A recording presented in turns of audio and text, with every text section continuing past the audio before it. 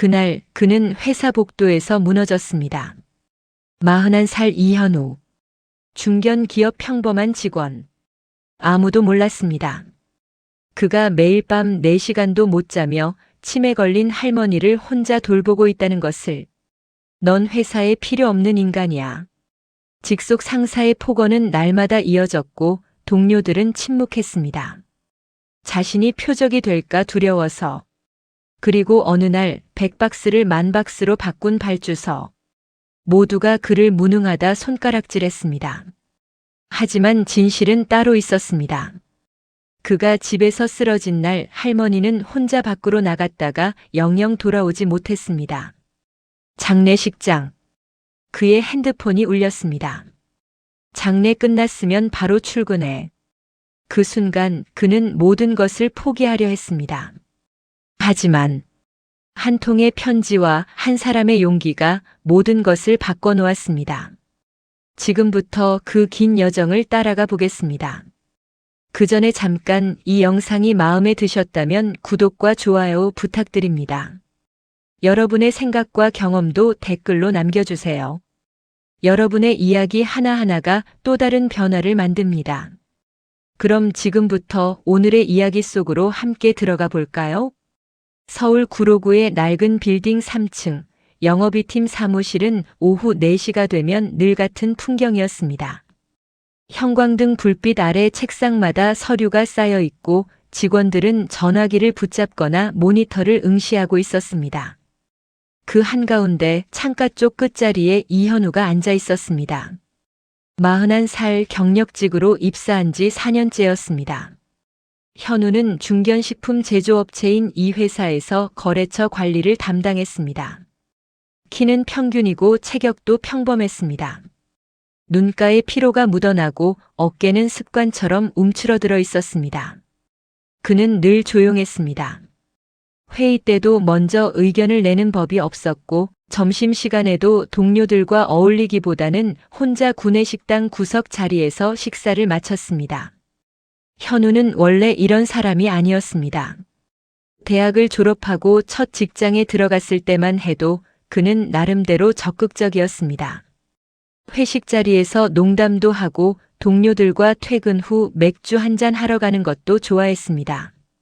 하지만 30을 넘기면서 회사가 2번 바뀌었고 그때마다 적응은 쉽지 않았습니다. 특히 지난 회사에서는 구조조정으로 팀이 통폐합되면서 갑작스럽게 퇴사를 해야 했습니다. 그 일 이후로 현우는 조심스러워졌습니다. 눈에 띄지 않는 게 안전하다고 생각했습니다. 이곳에 입사한 것은 40 직전이었습니다. 나이 때문에 면접을 보는 것조차 쉽지 않았던 시기였습니다. 대표이사가 직접 면접을 보았고 현우의 경력과 성실함을 믿어주었습니다. 그는 감사했습니다. 그래서 더 열심히 일했습니다. 거래처마다 꼼꼼히 챙기고 새벽에 출근해서 정리를 했습니다. 동료들도 나쁘지 않았습니다. 친하게 지내는 사람은 없었지만 최소한 서로 방해하지 않는 선에서 예의를 지켰습니다. 단 한 사람만 빼고요. 영업부장 박남식. 이현우 씨, 이게 뭡니까? 오후 4시 반 박 부장의 목소리가 사무실에 울렸습니다. 현우는 고개를 들었습니다. 박 부장은 50 중반으로 회사에서 15년 넘게 근무한 고참이었습니다. 체구가 크고 목소리가 컸습니다. 그는 책상 위에 서류 뭉치를 던지듯 내려놓았습니다. 보고서에 오타가 3군데나 있어요. 이게 프로의 태도입니까? 죄송합니다. 다시 확인하겠습니다. 현우는 고개를 숙였습니다. 동료들이 슬쩍 이쪽을 쳐다보다가 다시 고개를 숙였습니다. 박 부장은 팔짱을 끼고 서 있었습니다. 나이가 40 넘었으면 이런 건 기본 아닙니까? 아, 그래서 이직을 한 거구나. 전 회사에서도 이랬나? 현우는 아무 말도 하지 않았습니다. 박 부장은 코웃음을 쳤습니다. 애도 없고 결혼도 안 했으면서 뭐가 그리 바쁜지 모르겠네. 집에 가서 할 일도 없을 텐데. 박 부장이 자리로 돌아간 뒤에도 현우는 한참 동안 그 자리에 앉아 있었습니다. 손이 떨렸습니다. 키보드를 치려고 해도 글자가 제대로 입력되지 않았습니다. 그는 화장실로 갔습니다. 세면대 앞에 서서 찬물로 얼굴을 씻었습니다. 거울 속 자신의 얼굴을 보았습니다. 눈밑이 푸르스름하게 멍들어 있었습니다. 이런 일은 처음이 아니었습니다. 입사 첫 주부터 박 부장은 유독 현우에게만 날을 세웠습니다. 이유를 알 수 없었습니다. 실수를 해서도 아니었고 무례하게 군 적도 없었습니다. 그냥 박 부장은 현우를 싫어했습니다. 그리고 그 감정을 숨기지 않았습니다. 쓸데없이 열심히 하는 척하지만 결국 실력은 안 보이지. 네가 없으면 더 편하단 말이야. 다들 그렇게 생각해. 동료들은 알고 있었습니다. 하지만 아무도 나서지 않았습니다. 잘못 엮였다가 다음 표적이 자기 자신이 될까 두려웠습니다. 현우도 이해했습니다. 그래서 더 참았습니다. 그렇게 4년이 흘렀습니다. 어느 봄날 현우에게 전화가 왔습니다. 지방에 사는 이모였습니다. 현우야, 외할아버지가 요양원에 들어가시게 됐어. 그런데 외할머니 혼자 남으셨는데 혹시 서울에서 모실 수 있겠니? 현우는 잠시 말이 없었습니다. 외할머니. 그는 어릴 적 부모님이 맞벌이를 하시는 동안 외가에서 자랐습니다. 외할머니는 그에게 밥을 먹이고 학교에 데려다 주고 아플 때 등을 쓸어주셨습니다. 사실상 부모나 다름없었습니다. 제가 모실게요. 현우는 주저없이 대답했습니다. 일주일 뒤 외할머니는 서울로 올라왔습니다. 현우의 작은 아파트는 방 2개에 거실 하나였습니다. 할머니는 작은 방에 짐을 풀었습니다. 현우는 할머니가 좋아하는 음식을 사왔고 침대 시트를 새 것으로 바꾸었습니다. 할머니는 환하게 웃으며 말했습니다. 고맙다, 현우야. 할미가 폐만 끼치네. 무슨 말씀이세요? 제가 해드려야죠. 하지만 얼마 지나지 않아 현우는 할머니가 예전과 많이 다르다는 것을 알게 되었습니다. 같은 질문을 하루에 5번도 넘게 하셨습니다. 아침에 먹은 반찬이 뭔지, 오늘이 무슨 요일인지, 현우가 회사에 가는지 물어보셨습니다. 가스레인지를 켜놓고 잊어버리는 일이 잦았습니다. 현우는 집을 나갈 때마다 불안했습니다. 병원에 갔습니다. 의사는 경증 치매라고 했습니다. 요양등급 1등급 판정을 받았고 주 5일 방문 요양 서비스를 연결했습니다. 요양보호사가 오는 시간에는 그나마 안심할 수 있었지만 나머지 시간은 현우가 모든 것을 감당해야 했습니다. 밤에 할머니가 깨서 배회하는 날이 많았습니다. 현우는 잠을 설쳤습니다. 회사에서는 졸음이 쏟아졌습니다. 박 부장은 그것마저 놓치지 않았습니다. 집에서 피곤하면 집 문제를 해결하고 와야지. 넌 왜 항상 남한테 피해를 주냐? 현우는 점점 무너지고 있었습니다. 그리고 그 끝이 어디인지 그는 아직 몰랐습니다. 여름이 되면서 현우의 하루는 더욱 촘촘해졌습니다. 새벽 5시 반에 일어나 할머니 약을 챙기고 아침을 준비했습니다. 할머니는 식사를 하다가도 숟가락을 놓고 멍하니 창밖을 보곤 했습니다. 현우는 옆에 앉아 천천히 식사를 도왔습니다. 요양보호사가 오는 오전 9시까지 설거지를 하고 할머니가 입으실 옷을 준비하고 냉장고에 간식을 챙겨두었습니다. 회사에 도착하면 오전 10시였습니다. 박 부장은 늘 그 시간을 노렸습니다. 이현우 씨 지각 아닙니까? 정규 출근 시간은 10시입니다. 남들은 9시에 와서 일하는데 당신만 딱 10시에 온다? 그게 성에 있는 태도예요? 현우는 고개를 숙였습니다. 변명할 수 없었습니다. 할머니 이야기를 꺼내면 박 부장은 더 심한 말을 할 게 뻔했습니다. 그냥 참는 게 나았습니다. 오후에는 거래처 전화를 받고 발주서를 정리하고 재고 현황을 확인했습니다. 업무 자체는 어렵지 않았습니다. 하지만 집중이 되지 않았습니다. 할머니가 혼자 괜찮으실까? 요양보호사가 제 시간에 도착하셨을까? 가스는 잠그셨을까? 걱정이 꼬리를 물었습니다. 어느 날 오후 현우는 책상에 엎드려 있었습니다. 눈을 감은 지 얼마 되지 않았는데 어깨를 흔드는 손길에 깨어났습니다. 옆자리 동료 이시원이었습니다. 현우 씨 괜찮아요? 아, 네. 죄송합니다. 시원은 작은 목소리로 말했습니다. 박 부장님 자리 비셨으니까 잠깐 쉬세요. 제가 지켜볼게요. 현우는 고개를 들었습니다. 시원은 30 초반의 여성 직원으로 입사한 지 2년쯤 되었습니다. 평소 말이 많지 않았고 점심시간에도 책을 읽거나 혼자 산책을 하는 사람이었습니다. 현우와는 업무상 대화 외에 사적인 이야기를 나눈 적이 거의 없었습니다. 괜찮습니다. 이래야죠. 얼굴이 안 좋아 보여요. 물이라도 드세요. 시원은 자기 책상으로 돌아갔습니다. 현우는 물을 마시고 다시 모니터를 켰습니다. 하지만 화면의 숫자들이 흐릿하게 보였습니다. 눈을 비볐습니다. 그래도 선명해지지 않았습니다. 그날 저녁 집에 돌아와 보니 할머니가 화장실 앞에서 쓰러져 계셨습니다. 요양보호사는 이미 퇴근한 뒤였습니다. 현우는 급히 할머니를 부축해 일으켰습니다. 할머니 괜찮으세요? 어디 다치신 데 없으세요? 아이고 미끄러졌나 보다. 괜찮아. 할머니는 웃으며 말했지만 손목에 멍이 들어 있었습니다. 현우는 파스를 붙여드리고 저녁을 준비했습니다. 밥을 먹이고 약을 드리고 침대에 눕혔습니다. 할머니는 금방 잠들었습니다. 현우는 거실 소파에 앉아 있었습니다. 시계를 보니 밤 11시였습니다. 그는 노트북을 켰습니다. 오늘 마무리하지 못한 보고서가 있었습니다. 키보드를 치다가 문득 손이 멈췄습니다. 화면이 흐려졌습니다. 눈물이 났습니다. 그는 손바닥으로 눈을 눌렀습니다. 다음 날 박 부장이 현우를 불렀습니다.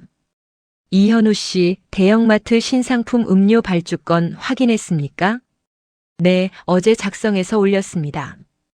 100박스 맞죠? 네, 100박스입니다. 박 부장은 고개를 끄덕이고 결제를 했습니다. 현우는 자리로 돌아왔습니다. 그리고 시스템에 최종 입력을 했습니다. 숫자를 확인하고 저장 버튼을 눌렀습니다. 그런데 그 순간 머릿속이 하얘졌습니다. 방금 입력한 숫자가 100박스였는지 1000박스였는지 확신이 서지 않았습니다. 현우는 다시 화면을 열었습니다. 100박스로 되어 있었습니다. 그는 안도의 한숨을 쉬었습니다. 이틀 뒤 금요일 오후였습니다. 박 부장이 사무실 한가운데 서서 소리쳤습니다. 이현우, 당장 여기 나와봐. 현우는 자리에서 일어났습니다. 동료들이 일제히 이쪽을 쳐다보았습니다. 박 부장은 손에 서류를 들고 있었습니다. 그의 얼굴은 붉게 상기되어 있었습니다. 이게 뭡니까? 100박스를 10,000박스로 입력했어요. 예? 그럴 리가. 그럴 리가 뭐가 없어. 여기 시스템 보라고. 10,000박스로 올라와 있잖아. 박 부장은 서류를 책상에 내던졌습니다. 종이가 바닥에 흩어졌습니다. 현우는 급히 컴퓨터로 가서 확인했습니다. 화면에는 분명히 10,000박스로 되어 있었습니다. 현우의 손이 떨렸습니다. 어떻게 된 일인지 이해할 수 없었습니다. 분명히 100박스로 입력했는데. 정신이 있냐? 네가 얼마나 민폐인지 알기나 해. 박 부장의 목소리가 사무실을 가득 채웠습니다. 동료들은 고개를 숙이고 있었습니다. 아무도 현우를 쳐다보지 않았습니다. 현우는 숨이 막혔습니다. 죄책감과 수치심이 가슴을 짓눌렀습니다. 넌 회사에 필요 없는 인간이야. 알겠어? 그때 대표이사가 사무실로 들어왔습니다. 대표는 50 후반의 온화한 인상을 가진 사람이었습니다. 그는 상황을 살피더니 조용히 물었습니다. 무슨 일입니까? 박 부장이 설명했습니다. 대표는 서류를 받아들고 천천히 읽었습니다. 그리고 현우를 바라보았습니다. 현우 씨, 5톤 트럭 한 대에 24개들이 음료 박스를 몇 개 실을 수 있는지 아십니까? 현우는 멍하니 서 있었습니다. 대표의 말이 무슨 뜻인지 이해할 수 없었습니다. 머릿속이 하얗게 비어 있었습니다. 생각해 보세요. 천천히. 대표는 더 이상 말하지 않고 사무실을 나갔습니다. 박 부장은 코웃음을 쳤습니다. 오늘 안에 거래처에 사과 전화 돌리고 수정 발주 다시 올려. 알았어? 현우는 고개를 끄덕였습니다. 그는 자리로 돌아와 거래처 담당자에게 전화를 걸었습니다. 손이 떨려 번호를 잘못 누르기도 했습니다. 상대방은 짜증 섞인 목소리로 말했습니다. 이런 실수가 어디 있어요?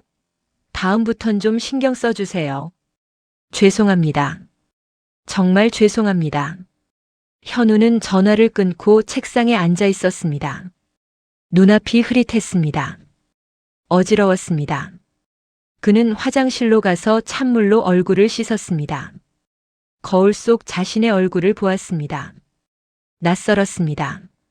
그날 저녁 현우는 회사를 나와 지하철을 탔습니다. 사람들 사이에 끼어 서 있었지만 주변이 아무것도 들리지 않았습니다. 집에 도착했을 때는 이미 8시가 넘어 있었습니다. 현관문을 열고 들어가려는데 몸이 휘청거렸습니다. 벽에 손을 짚고 겨우 균형을 잡았습니다. 할머니, 저 왔어요. 대답이 없었습니다. 현우는 거실로 들어갔습니다. 할머니가 보이지 않았습니다. 방에도 없었습니다. 부엌에도 없었습니다. 화장실 문을 두드렸습니다. 역시 없었습니다. 현우는 현관으로 다시 나왔습니다. 신발장을 확인했습니다. 할머니 신발이 없었습니다. 외출하신 것이었습니다. 현우는 주머니에서 핸드폰을 꺼냈습니다. 할머니는 핸드폰이 없었습니다. 요양보호사에게 전화를 걸었습니다. 오후 5시에 퇴근했는데 그때는 거실에 계셨어요. 현우는 전화를 끊고 밖으로 나갔습니다. 어디로 가셨을까? 근처 시장으로 갔습니다. 평소 장을 보던 가게들을 돌아다녔습니다. 할머니는 보이지 않았습니다. 공원으로 갔습니다. 벤치마다 확인했습니다. 없었습니다. 동사무소, 도서관, 병원. 갈 만한 곳을 모두 찾아다녔습니다. 시간이 흘렀습니다. 밤 9시, 10시. 현우는 비틀거리며 걸었습니다. 어지러움이 심해졌습니다. 두려움이 공포로 변했습니다. 만약 사고라도 나신다면, 만약 길을 잃으신다면, 내가 지켜야 했는데. 현우는 중얼거렸습니다. 그리고 다시 집으로 향했습니다. 혹시 돌아오셨을까 하는 희망을 붙잡고 현관문을 열었을 때 현우는 그 자리에 멈춰 섰습니다. 신발장 앞에 할머니의 신발이 가지런히 놓여 있었습니다. 다리가 풀렸습니다. 주저앉을 뻔했습니다. 현우는 거실로 들어갔습니다. 부엌에서 할머니가 앞치마를 두르고 서 계셨습니다. 아이고, 왔냐? 오늘은 오랜만에 내 좋아하는 멜론 카레 해놨다. 할머니는 환하게 웃고 계셨습니다. 냄비에서 김이 올라왔습니다. 현우는 그 자리에 서서 할머니를 바라보았습니다. 안도감이 밀려왔습니다. 그리고 그 안도감 뒤로 분노가 치솟았습니다. 어디 갔다 오신 거예요? 응? 장 보러 갔지. 왜 말도 안 하고 나가세요? 제가 얼마나 찾았는지 알아요? 현우의 목소리가 높아졌습니다. 할머니는 놀란 표정으로 현우를 보았습니다. 미안하다, 깜빡했나 보다. 깜빡했다고요? 전화도 안 받으시고 어디 계신지도 모르고 왜 나만 이렇게 힘들어야 돼요? 현우는 소리쳤습니다. 할머니는 작게 떨며 말했습니다. 미안하다, 다음부턴 꼭 말하고 나갈게. 미안하다, 현우야. 하지만 현우는 멈출 수 없었습니다. 쌓여있던 모든 것들이 터져 나왔습니다. 회사에서의 모욕, 잠 못 이루는 밤들, 끝없는 걱정들. 그 모든 것이 말이 되어 쏟아졌습니다. 난 이제 못하겠어요. 정말 못하겠어요. 현우는 현관문을 열고 밖으로 나갔습니다. 계단을 뛰어내려갔습니다. 숨이 찼습니다. 그는 걸었습니다. 방향도 모르고 그냥 걸었습니다. 1시간쯤 지나 PC방 간판이 보였습니다. 그는 안으로 들어가 구석 자리에 앉았습니다. 컴퓨터 화면을 켰지만 아무것도 하지 않았습니다. 그냥 앉아 있었습니다. 밤이 깊어갔습니다. 현우는 그곳에서 밤을 새웠습니다. 새벽 5시 현우는 PC방을 나왔습니다. 거리는 텅 비어 있었습니다. 가로등 불빛 아래 그림자가 길게 늘어졌습니다. 현우는 천천히 집으로 걸어갔습니다. 머릿속이 복잡했습니다. 어제 저녁 일이 선명하게 떠올랐습니다. 할머니의 떨리는 목소리, 움츠러든 어깨. 현우는 주먹을 쥐었습니다. 집 앞에 도착했을 때 현우는 잠시 망설였습니다. 현관문 앞에 섰습니다. 조심스럽게 문을 열었습니다. 거실 불이 켜져 있었습니다. 부엌 앞 의자에 할머니가 앉아 계셨습니다. 고개를 떨구고 꾸벅꾸벅 졸고 계셨습니다. 할머니. 현우의 목소리에 할머니가 눈을 떴습니다. 할머니는 눈을 비비며 일어났습니다. 아이고 왔냐? 너 어제 밥도 못 먹었잖아. 할머니는 테이블을 가리켰습니다. 편의점 도시락 2개가 놓여 있었습니다. 그 옆에 작은 메모지가 있었습니다. 편의점 다녀오겠습니다라고 정성스럽게 쓰여 있었습니다. 데워서 먹어라. 할미도 배고프다. 현우는 그 자리에 주저앉았습니다. 눈물이 쏟아졌습니다. 할머니는 현우의 등을 천천히 쓸어주었습니다. 괜찮다. 다 괜찮아진다. 죄송해요, 할머니. 어제 제가 정말 죄송해요. 아이고, 할미가 미안하지. 말도 안 하고 나가서. 현우는 고개를 들지 못했습니다. 할머니는 현우 옆에 앉았습니다. 현우야, 힘들지? 네, 너무 힘들어요. 어떻게 해야 할지 모르겠어요. 할머니는 잠시 말이 없었습니다. 그러다 조용히 말했습니다. 정답은 없어. 그리고 너 하는 마음은 다 전해진다. 현우는 할머니를 바라보았습니다. 할머니는 미소 짓고 있었습니다. 주름진 손이 현우의 손을 감쌌습니다. 따뜻했습니다. 고맙다, 현우야. 할미한테 와줘서. 현우는 할머니를 안았습니다. 오랫동안 그렇게 있었습니다. 그날 아침 현우는 회사에 갔습니다. 얼굴을 씻고 옷을 갈아입고 최대한 평소처럼 행동하려 했습니다. 하지만 동료들의 시선이 느껴졌습니다. 어제 일을 모두가 알고 있었습니다. 현우는 자리에 앉아 컴퓨터를 켰습니다. 점심시간 시원이 다가왔습니다. 현우 씨, 같이 식사하실래요? 괜찮습니다. 혼자 먹을게요. 저도 혼자 먹으려던 참이었어요. 같이 가요. 시원은 먼저 걸어갔습니다. 현우는 잠시 망설이다가 따라갔습니다. 2 사람은 회사 근처 분식집에 들어갔습니다. 시원은 김밥과 우동을 주문했습니다. 현우도 같은 것을 시켰습니다. 많이 힘드시죠? 시원이 조심스럽게 물었습니다. 현우는 고개를 끄덕였습니다. 집안 사정이 있으신 것 같던데 괜찮으세요? 할머니를 모시고 있어서요. 치매가 좀 있으셔서. 그러시구나. 혼자 돌보시는 거예요? 요양보호사님이 오시긴 하는데 나머지 시간은 제가 봐야 해서요. 시원은 고개를 끄덕였습니다. 더 이상 묻지 않았습니다. 2 사람은 조용히 식사를 했습니다. 현우는 시원의 배려가 고마웠습니다. 위로의 말을 하지 않는 것이 오히려 편했습니다. 일주일이 지났습니다. 현우는 최선을 다해 일상을 유지하려 했습니다.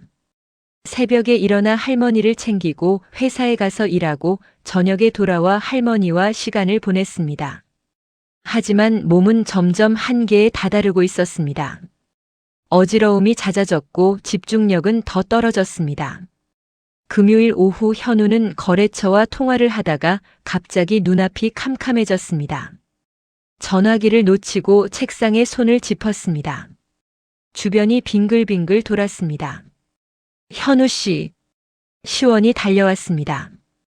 동료들도 모여들었습니다. 현우는 의자에 앉았습니다. 누군가 물을 가져다 주었습니다. 병원 가보셔야 할 것 같아요. 괜찮습니다. 잠깐 어지러웠을 뿐이에요. 얼굴이 너무 안 좋아요. 오늘은 일찍 퇴근하세요. 현우는 고개를 저었습니다. 아직 마무리할 일이 남아 있었습니다. 하지만 몸이 말을 듣지 않았습니다. 결국 현우는 조퇴를 하고 집으로 돌아왔습니다. 집에 도착했을 때 할머니는 거실 소파에 앉아 TV를 보고 계셨습니다. 요양보호사는 이미 퇴근한 뒤였습니다. 할머니, 저 왔어요. 벌써 왔네. 밥 먹었니? 아직이요. 같이 먹어요. 현우는 냉장고를 열었습니다. 남은 반찬이 얼마 없었습니다. 그는 라면을 끓였습니다. 두 사람은 나란히 앉아 식사를 했습니다. 할머니는 중간중간 같은 말을 반복했습니다. 현우야, 오늘 며칠이지? 금요일이에요, 할머니.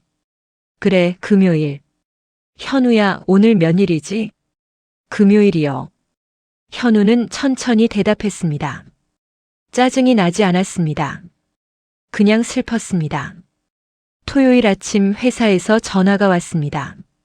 박 부장이었습니다. 이현우 씨, 오늘 출근 가능합니까? 토요일인데요. 급한 발주건이 있어요. 나와서 처리해야 합니다. 제가 꼭 해야 하나요? 당신 담당 거래처잖아요. 당연히 당신이 해야죠. 현우는 한숨을 쉬었습니다. 알겠습니다. 오후에 갈게요. 전화를 끊고 현우는 할머니께 말씀드렸습니다. 할머니, 제가 오늘 회사 잠깐 다녀올게요. 금방 올게요. 그래, 다녀와라. 조심해서. 현우는 옷을 갈아입고 집을 나섰습니다. 회사까지는 지하철로 1시간 거리였습니다. 도착해서 업무를 처리하는데 2시간이 걸렸습니다. 박 부장은 자리에 없었습니다. 현우는 서류를 정리하고 다시 집으로 향했습니다. 오후 5시 현우는 집 앞에 도착했습니다. 현관문을 열었습니다. 거실이 조용했습니다. 할머니, 저 왔어요. 대답이 없었습니다. 현우는 거실로 들어갔습니다. 할머니가 보이지 않았습니다. 방에도 화장실에도 없었습니다. 현우는 다시 현관으로 나왔습니다. 신발이 없었습니다. 또 현우는 핸드폰을 꺼냈습니다. 요양보호사는 주말에 오지 않았습니다. 할머니는 혼자 계셨던 것입니다. 현우는 밖으로 나갔습니다. 근처를 돌아다녔습니다. 시장, 공원, 동사무소. 지난주처럼 모든 곳을 찾아다녔습니다. 1시간, 2시간이 지났습니다. 할머니는 보이지 않았습니다. 현우는 경찰서에 전화했습니다. 실종 신고를 하려고 했습니다.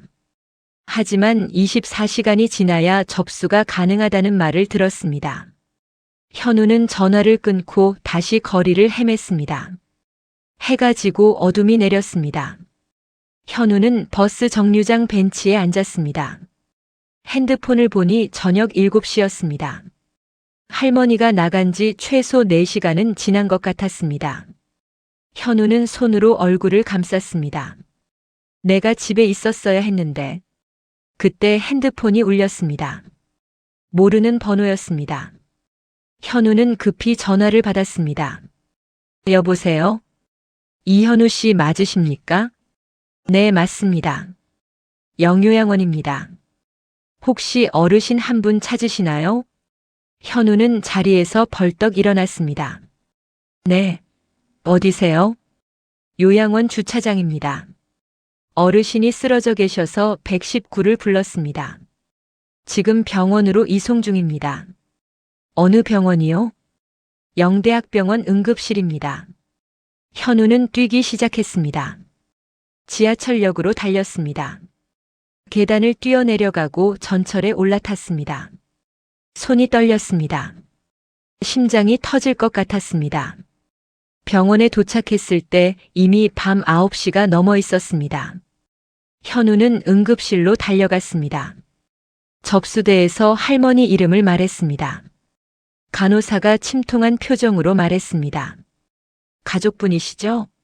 안으로 들어가세요. 현우는 커튼 뒤로 들어갔습니다. 할머니가 침대에 누워 계셨습니다. 의사가 옆에 서 있었습니다. 보호자분이세요? 네, 외손자입니다. 심근경색으로 쓰러지셨습니다. 발견 시간이 너무 늦었어요. 최선을 다했지만 의사는 더 이상 말하지 않았습니다. 현우는 할머니에게 다가갔습니다. 할머니의 손을 잡았습니다. 차가웠습니다. 할머니. 할머니는 눈을 뜨지 않았습니다. 현우는 무릎을 꿇었습니다. 할머니의 손을 두 손으로 감쌌습니다. 눈물이 흘렀습니다. 소리 없이 그냥 흘렀습니다. 밤 11시 할머니는 세상을 떠났습니다. 장례식은 3일장으로 치러졌습니다. 친척들이 모였습니다. 현우는 상주로 앉아 있었습니다. 조문객들이 찾아와 인사를 했습니다. 현우는 고개를 숙이고 감사하다고 말했습니다. 하지만 아무 감정도 느껴지지 않았습니다. 마비된 것 같았습니다. 둘째 날 저녁 화장을 마쳤습니다. 현우는 할머니의 유골함을 안고 봉안당으로 향했습니다. 친척들이 따라왔습니다. 조용한 의식이 끝나고 사람들은 하나둘 돌아갔습니다. 현우는 홀로 봉안당에 남아 있었습니다. 할머니의 사진을 바라보았습니다. 환하게 웃고 있는 얼굴이었습니다. 할머니 미안해요. 제가 지켜드리지 못해서. 현우는 더 이상 말을 잇지 못했습니다. 그냥 그 자리에 앉아 있었습니다. 밤 10시 핸드폰이 울렸습니다. 박 부장이었습니다. 현우는 전화를 받았습니다. 여보세요. 이현우 씨, 장례 끝났으면 바로 출근해야지. 네 일은 남한테 미루고 쉬는 거냐? 현우는 아무 말도 하지 않았습니다. 박 부장의 목소리가 계속 이어졌습니다. 간병 핑계로 쉬는 무능한 인간은 회사에 필요 없다. 알겠어? 현우는 조용히 말했습니다. 그럼 그만두겠습니다. 뭐? 사직하겠습니다. 현우는 전화를 끊었습니다. 그리고 핸드폰을 주머니에 넣었습니다. 봉안당을 나와 집으로 걸어갔습니다. 거리는 고요했습니다. 현우는 천천히 한 걸음씩 걸었습니다. 월요일 아침 현우는 사직서를 가방에 넣고 회사로 향했습니다. 지하철 안은 출근하는 사람들로 가득했습니다. 모두 피곤한 얼굴이었습니다. 현우도 그중 하나였습니다. 하지만 오늘은 달랐습니다. 마지막 출근이었습니다. 회사에 도착했을 때 사무실은 평소처럼 분주했습니다. 동료들이 인사를 건넸습니다. 현우는 고개를 숙여 답했습니다. 자리에 앉아 컴퓨터를 켰습니다. 사직서를 꺼내 책상 위에 놓았습니다. 그때 소란이 들렸습니다.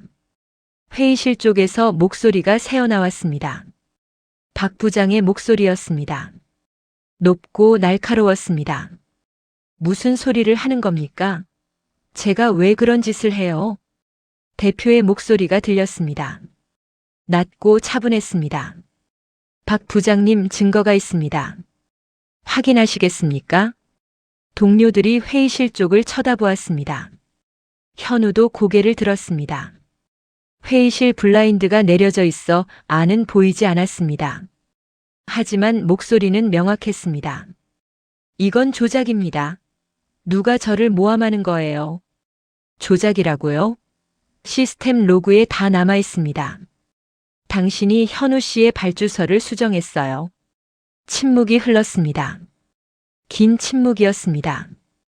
현우는 천천히 일어났습니다. 회의실로 다가갔습니다. 문이 열렸습니다.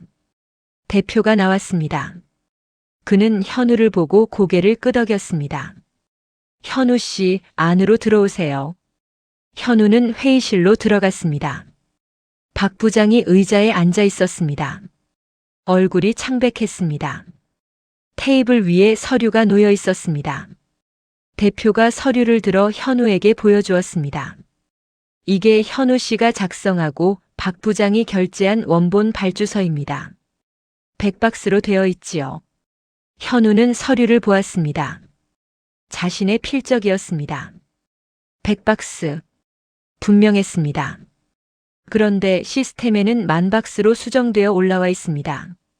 수정 기록을 확인해 보니 박 부장의 계정으로 접속해서 숫자를 바꾼 것으로 나옵니다. 대표는 다른 서류를 꺼냈습니다. 시스템 로그였습니다. 날짜, 시간, 계정명이 적혀 있었습니다. 이게 무슨 의미인지 아시겠습니까? 현우는 고개를 끄덕였습니다. 알았습니다.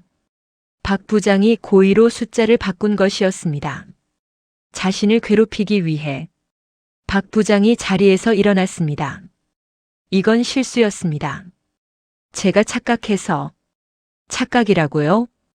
대표의 목소리가 차가워졌습니다. 익명 제보로 들어온 자료가 더 있습니다. 현우 씨에게 했던 폭언들, 다른 직원들 앞에서 모욕한 기록들. 이것도 착각인가요? 박 부장은 입을 열지 못했습니다. 대표는 테이블에 손을 짚고 말했습니다. 나는 직원의 실수는 감싸줍니다. 누구나 실수할 수 있으니까요. 하지만 동료를 깎아내리고 조작하고 모욕하는 사람은 절대 용서하지 않습니다. 대표는 박 부장을 똑바로 보았습니다. 오늘부로 해임입니다. 인사팀에 가서 절차 진행하세요. 박 부장은 아무 말도 하지 못했습니다. 그는 회의실을 나갔습니다. 문이 닫혔습니다. 현우는 그 자리에 서 있었습니다. 실감이 나지 않았습니다. 대표가 의자를 권했습니다. 앉으세요. 현우는 앉았습니다. 대표도 앉았습니다. 잠시 침묵이 흘렀습니다. 현우 씨, 할머니 장례 잘 치르셨습니까? 네, 감사합니다. 사실 말씀드릴 게 있습니다. 대표는 서랍에서 작은 봉투를 꺼냈습니다. 낡은 봉투였습니다. 현우 씨 할머니께서 몇 달 전에 회사에 찾아오셨습니다. 현우는 눈을 크게 떴습니다. 할머니가요? 네. 손자 일로 혹시 회사에 민폐가 되는 건 아닌지 폐를 끼치면 어떡하냐며 깊이 머리를 숙이셨어요. 대표는 봉투를 현우에게 건넸습니다. 현우는 떨리는 손으로 봉투를 열었습니다. 안에 편지가 들어 있었습니다. 할머니의 필적이었습니다. 우리 현우는 착한 아이입니다. 열심히 일하는 아이고요. 부디 잘 봐주세요. 할미가 부탁합니다. 현우의 눈에서 눈물이 흘렀습니다. 그는 편지를 가슴에 안았습니다. 저는 그때 알았습니다. 현우 씨가 어떤 사람인지, 그리고 할머니께서 얼마나 큰 사랑으로 현우 씨를 키우셨는지. 대표는 잠시 말을 멈췄습니다. 박 부장의 행동은 계속 의심하고 있었습니다. 하지만 증거가 없었어요. 그러다 한 직원이 용기를 내서 제보를 해주었습니다. 누가 그랬습니까? 이시원 씨입니다. 현우는 놀라 고개를 들었습니다. 시원. 평소 말없이 자기 일만 하던 동료였습니다. 시원 씨가 몇 달 동안 증거를 모았습니다. 박 부장의 폭언, 시스템 조작 정황, 다른 직원들의 증언까지. 현우 씨를 돕고 싶다고 했습니다. 현우는 아무 말도 할 수 없었습니다. 가슴이 뜨거워졌습니다. 대표가 말을 이었습니다. 현우 씨, 퇴직은 말리고 싶습니다. 당신 같은 사람이 우리 회사엔 꼭 필요해요. 생각해 보시겠습니까? 현우는 책상 위에 놓아둔 사직서를 보았습니다. 그리고 천천히 고개를 들었습니다. 시간을 주시겠습니까? 물론입니다. 천천히 생각하세요. 현우는 자리에서 일어났습니다. 회의실을 나와 복도를 걸었습니다. 사무실로 돌아가는 길에 시원과 마주쳤습니다. 시원은 잠시 멈칫했습니다. 현우 씨. 현우는 시원 앞에 섰습니다. 말이 나오지 않았습니다. 그는 고개를 깊이 숙였습니다. 고맙습니다. 시원은 손을 내저었습니다. 아니에요. 당연한 걸 한 것뿐이에요. 왜 도와주셨어요? 시원은 잠시 생각하다 말했습니다. 현우 씨가 힘들어 보여서요. 그리고 저도 예전에 비슷한 일을 겪었거든요. 그때 아무도 도와주지 않아서 정말 외로웠어요. 그래서 현우 씨만큼은 혼자 두고 싶지 않았어요. 현우는 다시 고개를 숙였습니다. 시원은 조용히 말했습니다. 많이 힘드셨죠? 네, 정말 힘들었습니다. 이제 괜찮을 거예요. 박 부장 없으니까 편하게 일하세요. 시원은 미소 지으며 자리로 돌아갔습니다. 현우는 그 자리에 서서 시원의 뒷모습을 바라보았습니다. 저녁 현우는 집으로 돌아왔습니다. 현관문을 열었습니다. 집은 조용했습니다. 할머니가 안 계셨습니다. 거실 불을 켰습니다. 할머니가 앉아 계시던 소파가 비어 있었습니다. 현우는 부엌으로 갔습니다. 냉장고를 열었습니다. 할머니가 담아두신 반찬들이 그대로 있었습니다. 현우는 반찬통을 꺼내 식탁에 놓았습니다. 밥을 차리고 혼자 앉았습니다. 할머니, 오늘 회사에서 좋은 일이 있었어요. 현우는 혼잣말처럼 중얼거렸습니다. 할머니가 회사에 찾아오셨던 거 오늘 알았어요. 감사합니다, 할머니. 그는 밥을 한 숟가락 떠 입에 넣었습니다. 목이 메었습니다. 그냥 천천히 씹었습니다. 며칠이 지났습니다. 현우는 회사를 그만두지 않기로 결정했습니다. 대표에게 말씀드렸고 대표는 환하게 웃으며 악수를 청했습니다. 잘 생각하셨습니다. 앞으로 더 좋은 환경에서 일하실 수 있을 겁니다. 새로운 부장이 부임했습니다.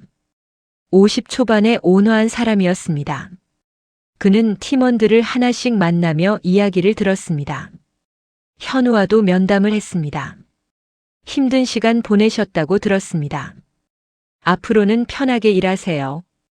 필요한 거 있으면 언제든 말씀하시고요.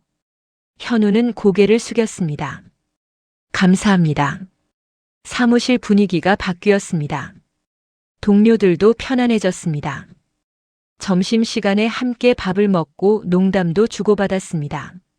현우는 처음으로 회사 생활이 나쁘지 않다고 느꼈습니다. 어느 금요일 저녁 시원이 다가왔습니다. 현우 씨, 저녁 드셨어요? 아직이요. 같이 먹을래요? 제가 알고 있는 맛집이 있는데. 현우는 잠시 망설이다 고개를 끄덕였습니다. 좋아요. 두 사람은 회사 근처 한식집으로 갔습니다.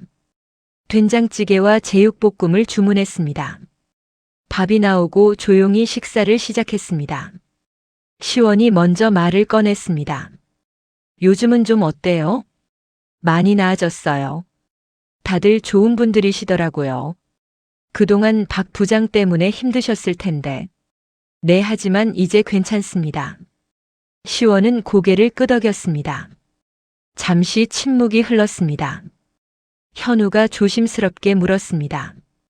시원 씨도 비슷한 일을 겪으셨다고 했잖아요. 네. 전 직장에서요. 상사가 저를 계속 괴롭혔어요. 결국 그만뒀죠. 힘드셨겠어요. 많이 힘들었어요. 그래서 현우 씨 마음을 조금은 알 것 같아요. 두 사람은 서로를 바라보며 미소 지었습니다. 위로가 되었습니다. 그날 이후 현우와 시원은 자주 함께 점심을 먹었습니다. 업무 이야기도 하고 일상 이야기도 나눴습니다. 시원은 책을 좋아했고 현우는 요리에 관심이 있었습니다. 서로의 관심사를 나누며 자연스럽게 가까워졌습니다. 어느 날 시원이 물었습니다.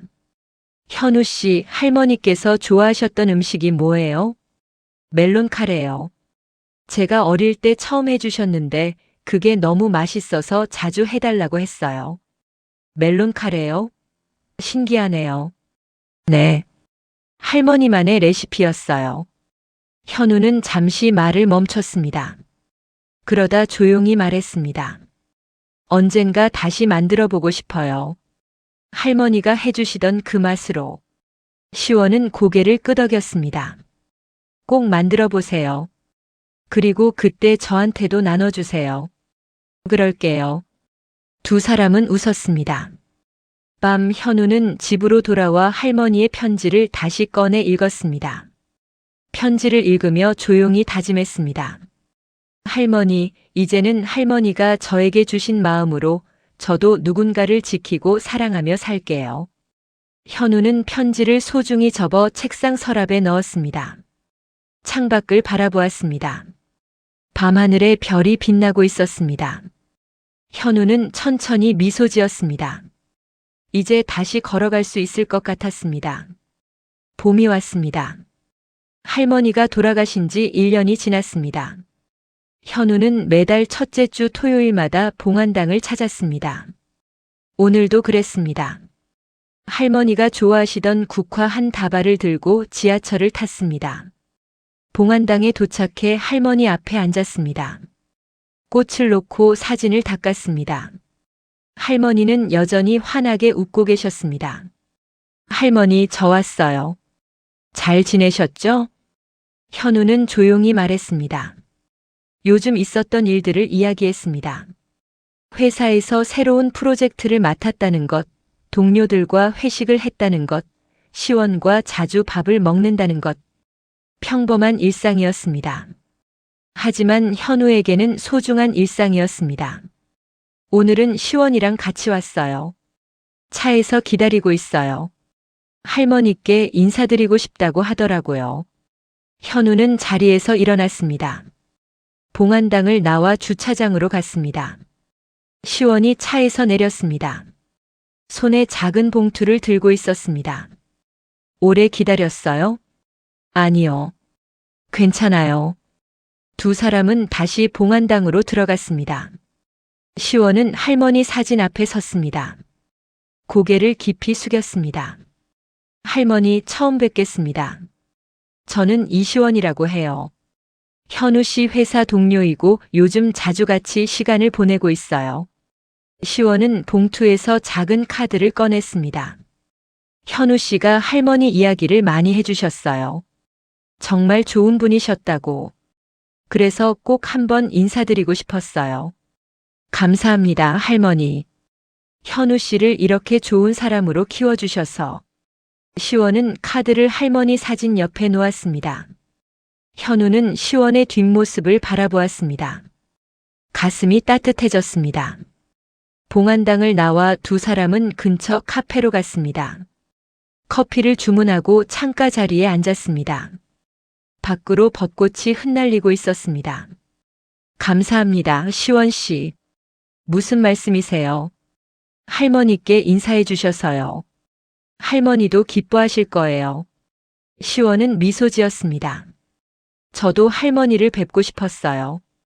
현우 씨 이야기 들으면서 많이 궁금했거든요. 두 사람은 조용히 커피를 마셨습니다. 편안한 침묵이었습니다. 현우가 먼저 말을 꺼냈습니다.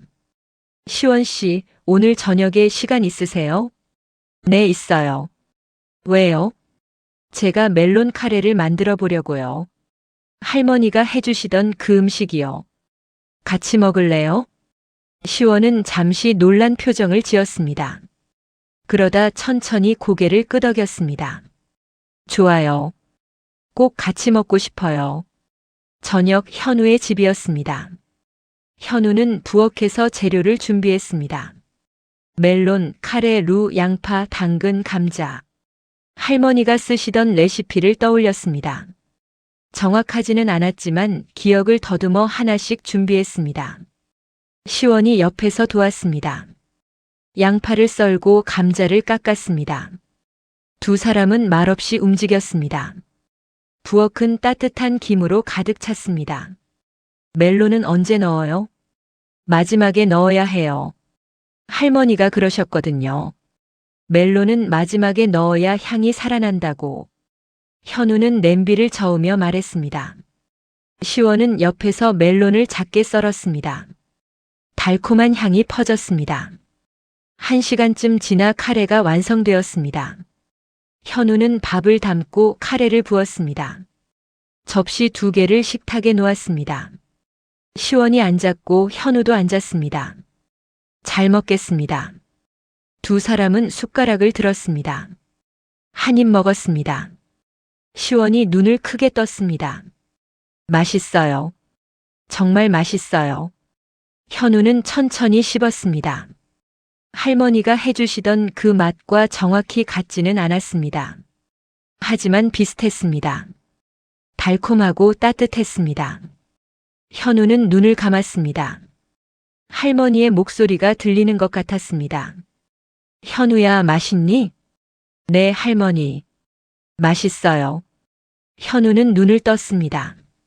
시원이 그를 바라보고 있었습니다.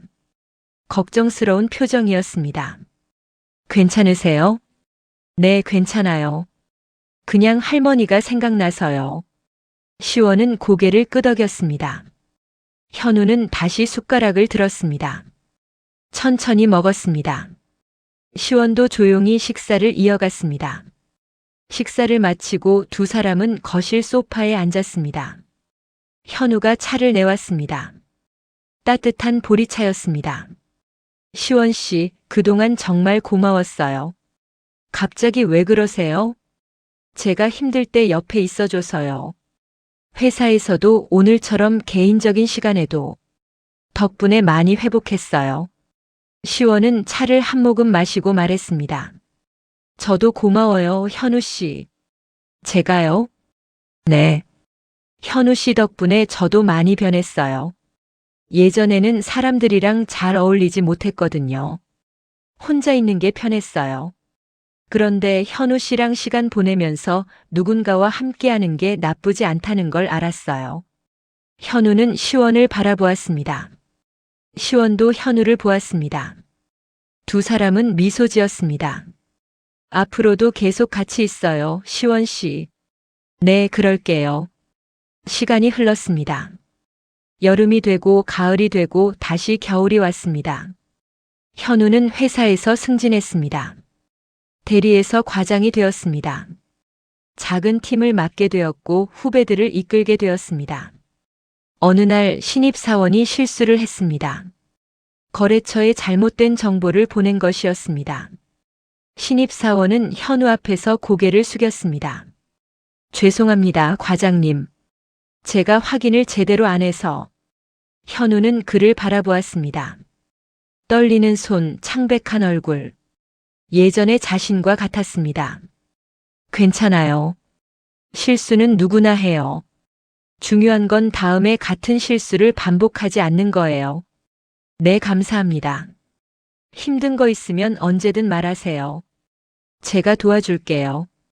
신입사원은 고개를 들었습니다. 눈에 안도감이 보였습니다. 현우는 미소 지었습니다. 회사를 나와 현우는 시원과 함께 저녁을 먹었습니다. 요즘 자주 가는 이탈리안 레스토랑이었습니다. 파스타를 주문하고 와인을 마셨습니다.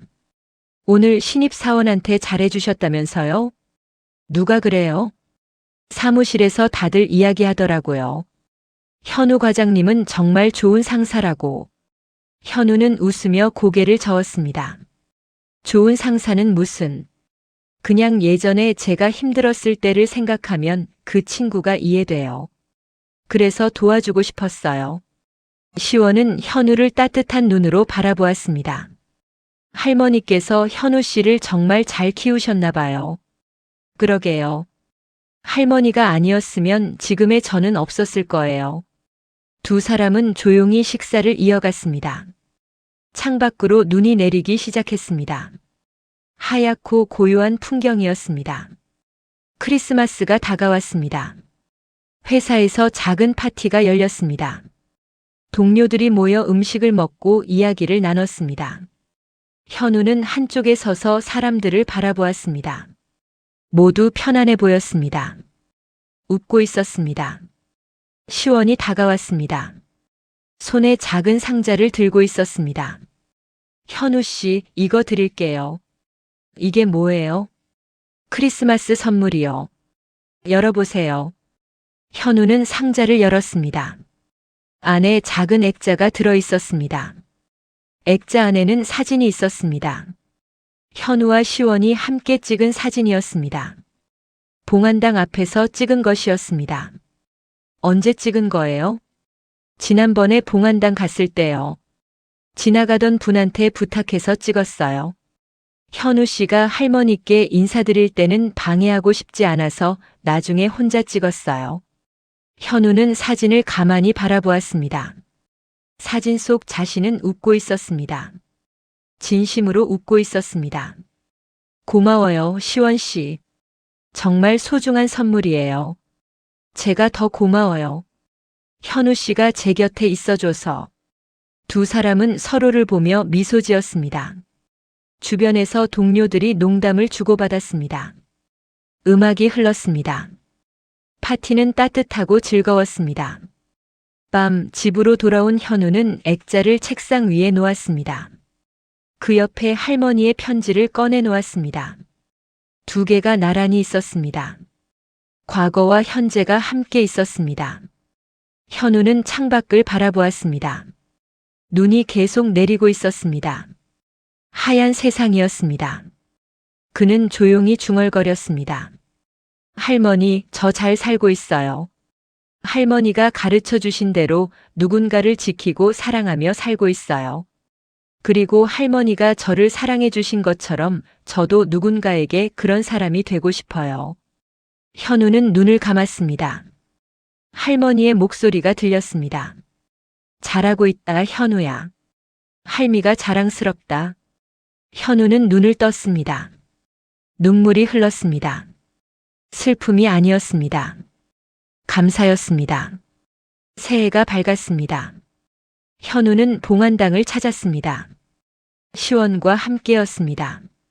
두 사람은 할머니 앞에 앉아 인사를 드렸습니다. 할머니, 새해 복 많이 받으세요. 올해도 잘 지켜봐 주세요. 현우는 할머니 사진을 바라보았습니다. 할머니는 변함없이 환하게 웃고 계셨습니다. 봉안당을 나와 두 사람은 손을 잡고 걸었습니다. 햇살이 따뜻했습니다. 새로운 한 해가 시작되었습니다. 현우는 알고 있었습니다. 앞으로도 힘든 일이 있을 것이라는 걸. 하지만 이제는 두렵지 않았습니다. 할머니가 주신 사랑, 시원과 동료들의 믿음, 그리고 자신이 걸어온 길. 모든 것이 현우를 지탱해주고 있었습니다. 그는 앞을 보며 걸었습니다. 천천히 하지만 확실하게. 할머니가 해주셨던 멜론 카레처럼 달콤하고 따뜻한 삶을 향해. 현우의 하루는 계속되었습니다. 영상이 마음에 드셨다면 구독과 좋아요 부탁드립니다.